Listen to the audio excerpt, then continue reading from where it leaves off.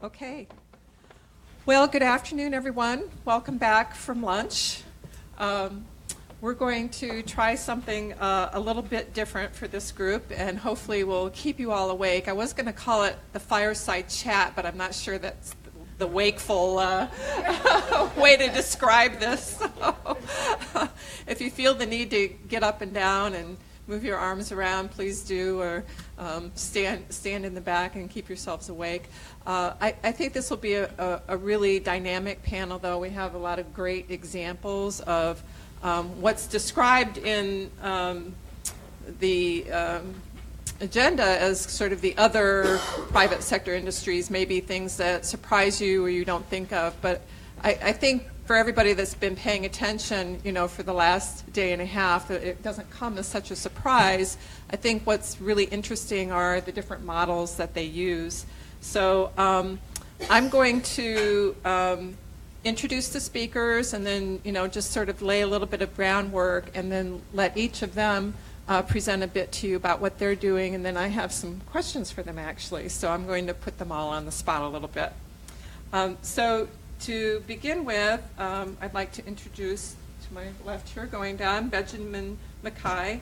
He leads the Technology for Development Unit at Safaricom Ltd. in Kenya. He works with like-minded organizations to form partnerships aimed at identifying issues and finding solution areas. And he's going to describe this to us, and they're actually in all different sectors. So I think it's interesting. Some of them are health, but some of them are agriculture and education as well. Then we have Dina Buford. Dina is the Global Medical Director of the Medicine and Occupational Health Department for ExxonMobil Corporation. The department delivers services to over 80,000 ExxonMobil and affiliate employees worldwide. In addition to traditional work-related occupational health services, their service portfolio includes emergency response, travel medicine, industrial hygiene, drug testing, infectious disease support, and health promotion services. And these are delivered across a global network of over 90 clinics. She is a board-certified in occupational medicine. Finally, we have Jim Jones. He is the executive director of the ExxonMobil Foundation, so he comes from a different arm of ExxonMobil.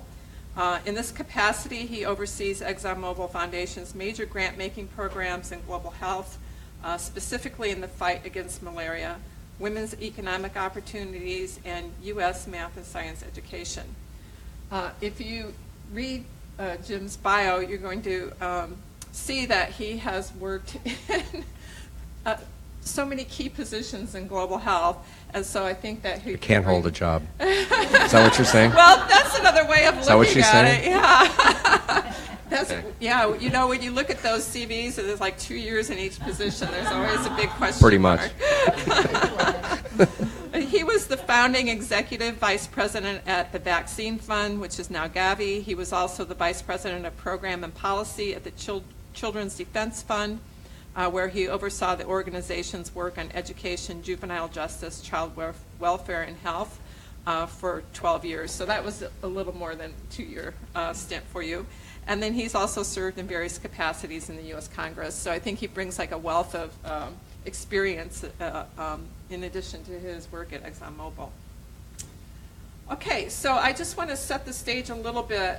It has been so well set by the previous panels and previous speakers. And this may seem a little bit sophomoric, but the one thing I think about when I think about, these other private sectors that are involved in global health, I'm a professor at a university, so I teach. And every now and then I'll get an invitation to go to a high school and talk to high school students and tell them what global health is. That's hard, actually. I think you probably all realize that. But I always say to them, they're like, well, what can we do? And I said, well, you tell me what you're interested in, like what you like to do, what your passion is for. Do you play the violin? Do you do? And I'll tell you how you can contribute to global health. Because really, everything contributes to health, right? I mean, it's at the core of our very existence. So none of this comes as a surprise, but I think the really creative and innovative models that our speakers are working on will be of use in setting some of our conversation. So the overarching theme of the workshop is based on the transition of sources of finance for health. In many cases, that finance transition is being driven by economic development of individual countries and their underlying infrastructure in areas such as food security, roads, electricity, communities, civil society, rule of law, security, and banking. And as Trevor Gunn told us earlier, health should be recognized as part of the infrastructure. So an effective and an efficient, quality, and equitable health system depends on all of those things, and they're all interrelated and they're all interdependent, including a healthy economy. The transition is also an expansion of the private sector. So I don't think any countries actually are able to develop unless the private sector in those countries does expand. So the private sector expansion contributes to and depends on all of those elements that I just discussed. So it's kind of a little bit of a virtuous cycle, but you can also ask, which came first, the chicken or the egg in this case. And, some of the companies and private sector will make different decisions at different points of time to do different things based on where that particular country is in the transition and what that risk portfolio and the markets, which was pointed out to us are so important, is telling them. So on the transition development spectrum, the environment for private industry actually becomes more attractive for both the homegrown businesses like Safaricom as well as the global businesses such as ExxonMobil. And this enabling environment must also accept the responsibility for protection of and respect for workers, communities, and the environment. So there's the other side of the responsibility of the private industry being involved in countries that may be somewhat vulnerable to the attraction of having the involvement of industry in the private sector.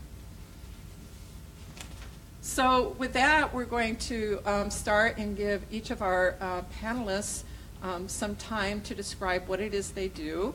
They're going to eventually, before the end of the panel, we're going to discuss the why, the when, the where, the how, what the opportunities and challenges are, and the lessons learned. But I'm going to let them start by giving an overview, and I'm going to start with Jim.